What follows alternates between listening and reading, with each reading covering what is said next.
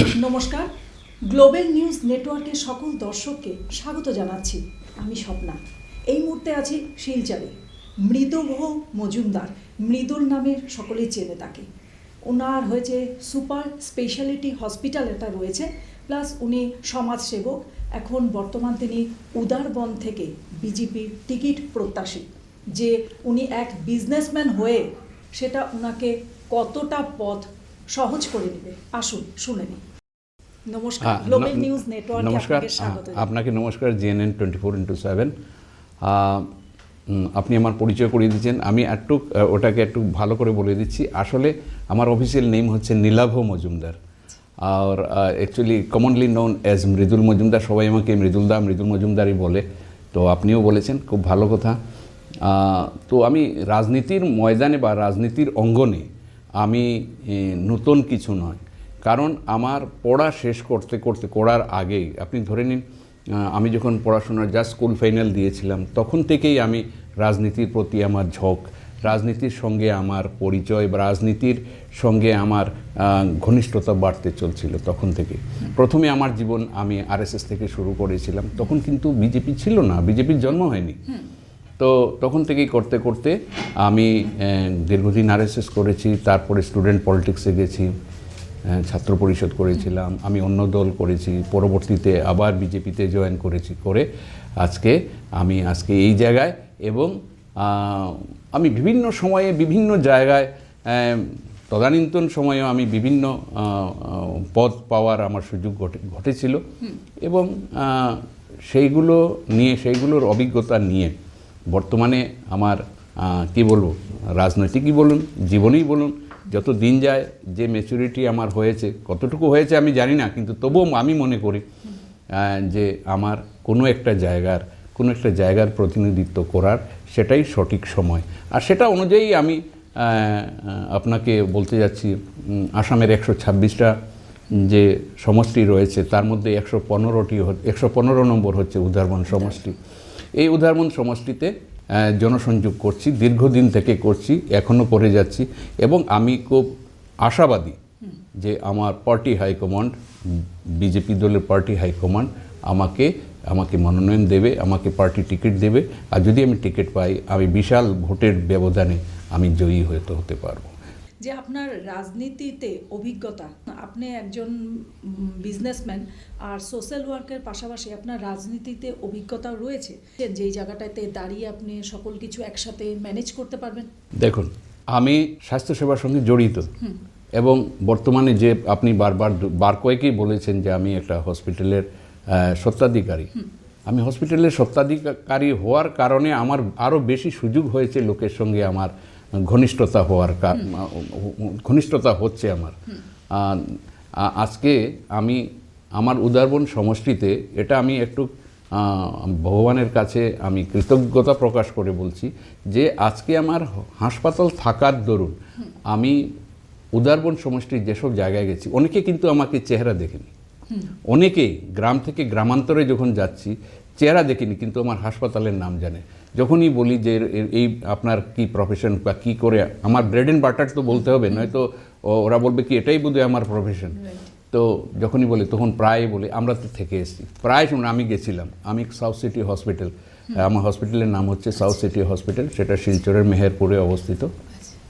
সবাই আমার হাসপাতালের নাম জানে, কেউ বলে আপনার নাম জানি, কিন্তু আজকে প্রথম দেখতে পেলাম বলে সেই জন্যই আপনাদের কাছে আসা। আমাকে নাম জানেন, আমার হাসপাতালের নাম জানেন, সবই জানেন, কিন্তু আপনারা আমাকে দেখেননি অনেকেই, কারণ গ্রামের লোক এত ভেতরে যাওয়ার সুযোগ হয়নি। তো সেই স্বাস্থ্যসেবার সঙ্গে যুক্ত থাকায় মানুষ আমাকে আরও বেশি গ্রহণ করছে। দেখুন, আমরা যে যাই করি না, আমাদের নিজের শরীর যদি ঠিক না থাকে আমরা কিছু কাজ করতে পারবো না। আপনার শরীর স্বাস্থ্য ঠিক আছে বলে আপনি গুয়াহাটি থেকে এসে শিলচরে আমার ইন্টারভিউ নিতে পারছেন। তো সবসময় এখানে এসে সবসময় অনেক আমার হেলথ ইস্যু না হয়, কোনো যাতে হেলথ ইস্যু আমার যাতে না হয়।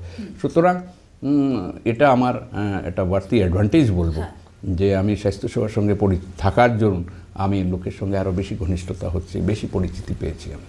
কিন্তু আপনার যেটা হসপিটাল আপনার রয়েছে, সেটা দরিদ্র মানুষের জন্য কি সুবিধা রেখেছেন আপনি?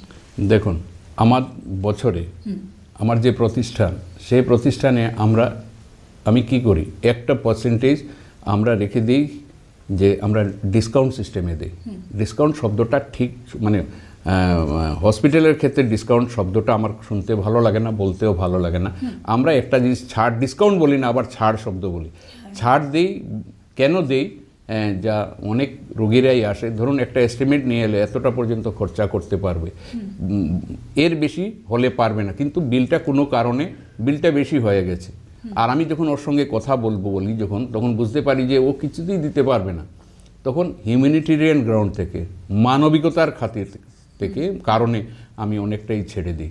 এবং যদি আমি প্রকৃতভাবে বুঝি যে এই লোকটা এর থেকে বেশি অ্যাফোর্ড করতে পারছে না, তো এটা আমার প্রত্যেক বছরেই একটা পার্সেন্টেজ এটা এভাবে যায়, এবং দিয়ে আমি নিজেকে গর্ববোধ করি।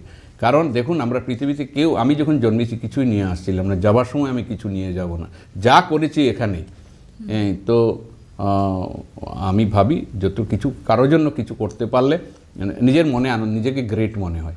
আর বর্তমানে আপনি বলছেন যে আমি এই স্বাস্থ্যসেবার সঙ্গে জড়িত থেকে কতটুকু লোককে সার্ভিস দিতে পারবো। আর দীর্ঘ 50 বছর থেকে আমি রাজনীতির সঙ্গে, যদি স্টুডেন্ট থেকে আর কি, রাজনীতি বলতে সেই স্টুডেন্ট পলিটিক্স বা তার আগের থেকে ছাত্রাবস্থায় থেকে ওটার সঙ্গে আমার এটা ইন্টারেস্ট।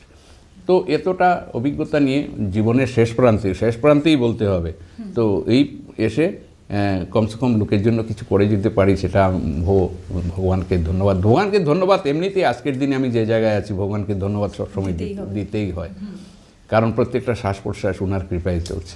আমি সেটাই আপনাকে বলতে চাচ্ছিলাম যে আপনি এই জায়গাটায় দাঁড়িয়ে আপনি প্রথমেই বলে দিলেন যে মনের শান্তি আপনি গরিবদের জন্য সব ব্যবস্থা করে রেখেছেন।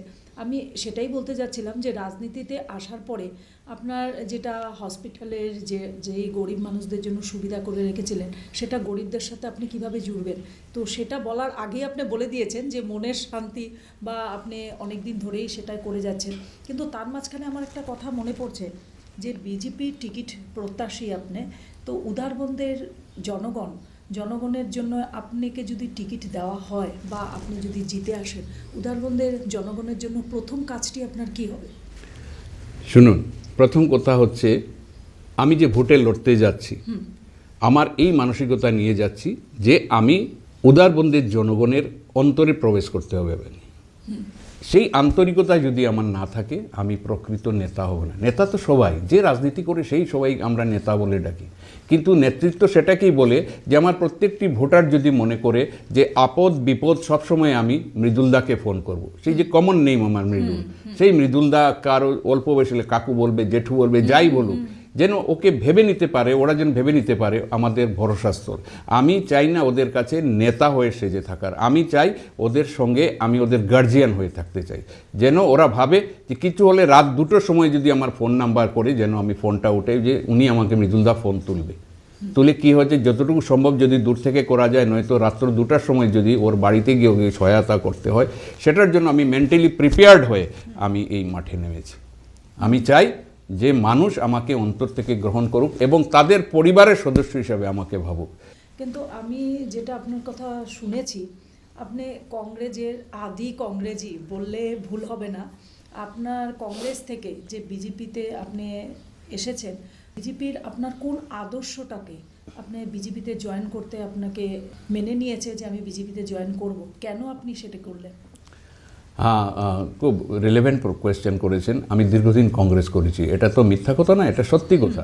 কিন্তু কংগ্রেস করেছি, যখন আমি কংগ্রেস শুরু করেছিলাম করা, তখন বিজেপি দল ছিল না। আমি কিন্তু আমার যে পরিবার, আমার পরিবারের আমার কাকু ছিলেন ডাইরেক্ট গার্জিয়ান, আমার বাবা শহরের বাইরে থাকতেন, আমার ছোটবেলা থেকে আমার কাকুর কাছে কোলে পিঠে চড়ে আমি মানুষ হওয়া। আমার কাকু জনসংঘ করতেন, তো বাড়িতে একটা ওই পরিবেশ ছিল নাম্বারে। তারপর যখন বিজেপি অনেক পরে এলো, যখন আমি কংগ্রেস প্রবেশ করলাম, তারপরে বিজেপি তখন ছিল না, বিজেপি বেশ কিছু পরে এসছে।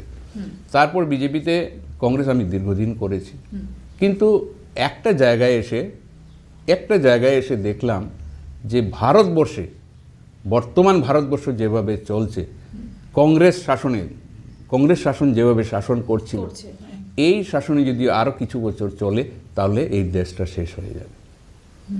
যেভাবে আপনারা দেখুন, এই আজকে বিজেপি আসার পর, কংগ্রেসের সময়ও ছিল যে মহিলা সবলীকরণ, শুধু ওটা টাইটেলে ছিল মহিলা সবলীকরণ, একটা স্কিম ছিল শুধু দেওয়ার জন্য। আজকে মহিলা সবলীকরণ দেখুন কোন জায়গায় নিয়ে এসছে আমাদের যশস্বী প্রধানমন্ত্রী নরেন্দ্র দামোদর মোদীজি। আপনারা দেখুন বর্তমানে আমাদের স্টেটের যেগুলো কাজ হচ্ছে, আমাদের সর্বকালের সর্বশ্রেষ্ঠ মুখ্যমন্ত্রী আমাদের হিমন্ত বিশ্ব শর্মাজি কীভাবে আমাদের এই স্টেটটাকে, আমাদের রাজ্যকে পরিচালনা করছেন। আজকে দেখুন, কেউ ভাবছিল যে, একটা কথা সব জায়গায় বলি, যে আমাদের গ্রাম থেকে একদম প্রত্যন্ত এলাকায় পর্যন্ত ইলেকট্রিক ট্রেন চলে আসছে। আমাদের আসামমালা হচ্ছে, ভারতমালা হচ্ছে। এই ভারতমালা রাস্তা, যেখানে সরু রাস্তা 2টা গাড়ি আসা যাওয়া করতো, আজকে 4 লাইন 6 লাইন করে রাস্তা হচ্ছে, ওভারব্রিজ হচ্ছে। শিলচর শহরের মতো জায়গায় কেউ ভাবতে পারছিল না যে এখানে কোনো দিন উড়ালপুল হবে। এখানে উড়ালপুলের জন্য আগামী কিছু দিনের মধ্যে এটা ফাউন্ডেশন স্টোন দেওয়া হবে। আমাদের মুখ্যমন্ত্রী যতবার উনার টেনিওরে আমাদের বরাক উপত্যকা যেভাবে উনি ভিজিট করেন, পূর্বকালের আগের সরকারের কোনো মুখ্যমন্ত্রী এভাবে আসেননি। কারণ আমি রাজনীতিতে, সক্রিয় রাজনীতিতে ছিলাম। আমি শুধু রাজনীতি ভোট দিয়ে ভোটার ছিলাম না, যে আমি সাপোর্টার ছিলাম সেটা নয়। আমি সকাল বিকাল আমি পার্টি অফিসে না গেলে পারেন, আজ অবধি, তখনও যেতাম, আজ অবধি আমি আজকে যেদিন বিজেপিও গ্রহণ করেছি, আমি সক্রিয়ভাবে রাজনীতি করছি। এবং একটা কথা বলতে হয়, বর্তমানে আমি বিজেপি দলের কার্যনির্বাহক সদস্য বর্তমানে। আর আগে ছিলাম কাটিগড়া কনস্টিটিউয়েন্সির কালাইনের প্রভারী, বর্তমানে আমি বরখলার প্রভারী। আর বিগত যে সংসদীয় নির্বাচন যেটা গেছিল, সেটা উদারবন কনস্টিটিউয়েন্সিতেই আমি ইলেকশনের ইনচার্জ ছিলাম। এই অভিজ্ঞতা এতখানি থাকার পর আজকের দিনে যে আপনি একজন ব্যবসায়ী হয়ে এই অভিজ্ঞতাটা নিয়েছেন, যে আপনি পলিটিক্সে আগের থেকেই রয়েছেন, তো সেদিক থেকে আপনি বিরোধী, যেটা আপনি কংগ্রেসে ছিলেন, এখন যেহেতু আপনি বিজেপিতে রয়েছেন, তো কংগ্রেস আপনার বিরোধী দলের মধ্যে পড়ছে, সেদিক থেকে বিরোধী দলের জবাব যদি আপনাকে কোনো প্রশ্ন করে, সেটির জবাবটা আপনি কিভাবে দেবেন? দেখুন, আমি কংগ্রেসে ছিলাম, এখন বর্তমানে বিরোধী, এটা তো 100% সত্য। এখন কংগ্রেস ইরিলিভেন্ট হয়ে গেছে। আমাদের সমগ্র আসামে কংগ্রেস ইরিলিভেন্ট হয়ে গেছে। ওদের নেতাই নেই, কী করে চালাবে? বিজেপি এমন এক দল, ভারতবর্ষে বর্তমান বিজেপিকে সবাই অন্তর থেকে গ্রহণ করেছে। আমি যে জায়গায় রাজনীতি করছি, আমি এই বরাক উপত্যকায় করছি, আমি কাছাড় বিজেপির একজন কর্মকর্তা, আমি নিজে দেখছি, প্রত্যক্ষ করছি যে বিজেপিকে মানুষের অন্তর থেকে গ্রহণ করে নিয়েছে। বিজেপি ভারতবর্ষ এর আগে আমরা যদি হিসেব করে দেখি, এই 15-16 বছর থেকে বিজেপি সরকারের কেন্দ্র বলুন, আমাদের রাজ্যে 10 বছর হলো, প্রায় 10 বছর হতে চলো, অল্প কয়েকদিন বাকি আছে। বিগত দিন আর বর্তমান দিন যদি তুলনা করে দাড়িপাল্লায় তুলে দেখবেন, আমাদের কম দিন, কিন্তু এটা দাড়িপাল্লার নিচে চলে গেছে। আর এত বছর 60-62 বছর শুধু অন্য দল করেছে, কংগ্রেস অন্য দল করে, ওরা উপরে গেছে। কারণ এই কদিনে আমাদের যে অলরাউন্ড ডেভেলপমেন্ট, যে উন্নয়নের যে গতির চাকা যেভাবে এত স্পিডে ঘুরছে, এটা দেখে মানুষ অটোমেটিক চলে আসছে। কংগ্রেস কই? কোথায় কংগ্রেসই কোথায়? আমি তো দেখতে পাই না। যারা আগে কংগ্রেস করতো, আমার সময়ে যারা কংগ্রেস করতো, তারা সবাই বিজেপিতে এসে অ্যাক্টিভলি অত করছে না। কিন্তু যখন কোনো প্রার্থী বিজেপির থেকে দাঁড়াবেন, they will cast their vote in favour of BJP only. তাহলে তার মাঝে আমার একটা কথা বলতে হচ্ছে, কংগ্রেস আজকে, বিজেপি যেহেতু শাসনকাল চলছে, বিরোধী না থাকার ফলে সেটা এক ধরনের একনায়কত্ব হচ্ছে কি দেশে, সেটার বলে আপনি কি ভাবেন? আচ্ছা, এই যে আপনি প্রশ্ন করছেন, লোক যদি না চায়, ভোটারদেরকে তো আমরা ভোট ছিনিয়ে আনি না। লোক চলে আসছে, কোনো কার্যকর্তা নাই কংগ্রেসে, ওরা সব স্থিমিত হয়ে পড়ছে, ওরা নিভে গেছে। মানে কি বলবো, ওরা ওদের যে আগের যারা কংগ্রেস করতো বা এখনও করছে, ওরা নিরুৎসাহ হয়ে গেছে। কার জন্য করবে, কিসের জন্য করবে? আর যারা লিমিটেড কিছু রয়ে গেছে, ওরা করছে রাজনীতি করার জন্য করছে। কিন্তু সবাই আজকে কি হচ্ছে, বিজেপির মুখ আকৃষ্ট হয়ে গেছে। তো এটা যেভাবে নরেন্দ্র মোদীজি বলেন, আমাদের এখানে হিমন্ত বিশ্ব শর্মাজি বলেন, যেভাবে দেশটা চালাচ্ছেন, যদি এভাবে চালিয়ে যায়, ভারতবর্ষ একদিন বিশ্বগুরুর যে স্বপ্ন দেখছেন আমাদের মোদীজি, বিশ্বগুরুর স্থানে পৌঁছার পথে, এবং অতি শীঘ্র বিশ্বগুরুর স্থানে পৌঁছে যাবে। 2026-এ নির্বাচনে আপনাকে টিকিট দেওয়া হয়, আর আপনি যদি জয়ী হয়ে আসেন, যুব প্রজন্মের জন্য আপনার প্রথম কাজটি কী হবে? দেখুন, প্রথম কথা হচ্ছে, যুব প্রজন্মের যে জায়গায় যাব, সেই জায়গার অলরাউন্ড ডেভেলপমেন্ট আমাকে দেখতে হবে। আমি প্রথমেই দেখতে হই, দেখুন, আগের যে উদারবন ছিল, উদারবন শুধু গ্রামীণ এলাকা নিয়েছিল। বর্তমান কিন্তু উদারবন গ্রাম এলাকা নয়, শিলচরের পুরনো শিলচর, যে শিলচর আমি ছোটোবেলায় দেখেছি, যে শিলচরটা শিলচরের যখন গোড়াপত্তন, শহরের গোড়াপত্তন হয়েছিল বা শহর হিসাবে যখন ডিক্লেয়ার হয়েছিল, তখন থেকে যেসব জায়গা ছিল মানে আদি শিলচরটা কিন্তু এখন উদারবন। আমাদের বলেন জানিগঞ্জ বলেন, সেন্ট্রাল রোড বলেন, কালীবাড়ি চর বলেন, মালুগ্রাম বলেন, নাজিরপট্টির কিয়দংশ, তারপর ওইদিকে পার্ক রোড, তো সবগুলো মিলিয়ে আদি শিলচর চলে গেছে উদারবন। তা আমি এটা বলা যেতে পারে যে এটা শিলচর 2 হয়ে গেছে উদারবন। শিলচর 1 একটা, শিলচর 2 হয়ে গেছে। তো উদারবন্দের গ্রামীণ এলাকার মধ্যে এখনো অনেক কাজ করার আছে। রাস্তাঘাট আরও করতে হবে, অনেকটাই হয়েছে, আরও ভেতরের সরু সরু রাস্তাঘাট, সরু গলিটলি এগুলো করতে হবে। অন্য রাস্তাগুলোর হিমন্ত বিশ্ব শর্মাজির আমলে যেভাবে সড়কের উন্নয়ন হয়েছে সেটা ভাবনাতীত। আর আরও কাজ হবে, করার মধ্যে আরও আছে। এখানে কলেজ একটা আছে, যে কলেজে শুধু আর্টস স্ট্রিম রয়েছে, সায়েন্স নেই, কমার্স নেই, এগুলো করতে হবে। কারণ ওইখান থেকে ছাত্ররা অনেক দূর শিলচরে এসে পাঠ নিতে হয়। আমি বলবো এগুলো ডেভেলপ করতে হবে আমাকে। আর সবচেয়ে বড় কথা হবে, আমি পুনরায় বলছি, মানুষের সঙ্গে আন্তরিক সম্পর্ক গড়ে তুলতে হবে। যারা ওরা লোকে যেন ভাবে উনি আমাদের বিধায়ক নন, উনি আমাদের গার্জিয়ান, সেই মানসিকতাটা গড়ে তুলতে হবে। আর এই মানসিকতা নিয়েই আমি এগিয়ে যাচ্ছি। বাকি টিকিট যদি আমাকে দেয়, আমি ডেফিনেটলি আমি জিতে আসবো। খুব সুন্দর কথা বলেছে। আর সবচেয়ে বড় কথাটি হয়েছে যে আপনি এত সুন্দরভাবে পরবর্তী আপনি জিতে আসার পরে কি করবেন আপনি ফুললি ডিটারমাইন্ড আছেন। তো জনগণের জন্য এই বার্তাটা খুবই ভালো সংকেত দিচ্ছে। আর আশা করি আপনার এই যাত্রাটা সফল হোক। ধন্যবাদ আপনাকে, অনেক অনেক ধন্যবাদ। আর আরেকটা কথা আমি একদম পরিশেষে বলতে চাই, ধরুন আমার এখানে আমি রাজনীতি করছি, আমি প্রতিনিয়ত সকাল থেকে রাত্র অবধি জনসংযোগ করে চলেছি।